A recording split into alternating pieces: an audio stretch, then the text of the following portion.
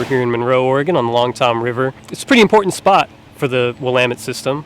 Fish, juvenile spring Chinook that are born in the Mackenzie or the Middle Fork, work their way downstream on their way to the ocean. And sometimes they like to hang a left into the Long Tom for the slower moving, silty waters that we've got here. The first barrier that they're going to hit is here in Monroe. Upstream, there's about 100 miles of main stem and tributary habitat that they can't currently get to because of an Army Corps structure. So we're trying to figure out a solution there. That structure was construction in the late 1800s. For use as a mill, was modified in the 1940s to allow for discharges from Fern Ridge Reservoir. When we constructed the channel in the mid-1940s, we isolated this historic section of river here.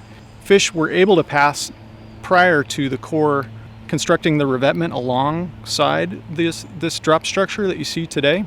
Yeah, so we have a new start to look at the problem here at Monroe and to allow us to evaluate some different alternatives for allowing fish to pass the drop structure and to improve the environment here in Monroe.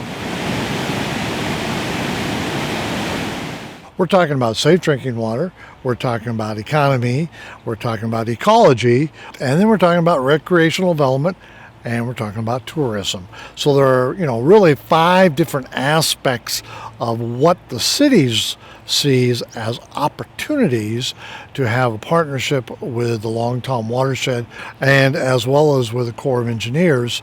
And so where we are today is gaining a little bit more serious and trying to find a timeline and some plan development as to how we can take this natural resource of the Long Tom River to benefit our community and to benefit our region. I think one of the really cool opportunities we have here is that there's some community development objectives in Monroe that can be complementary to some of the environmental objectives that we have, and I think we have a real opportunity to work together and try to find some win-win solutions here.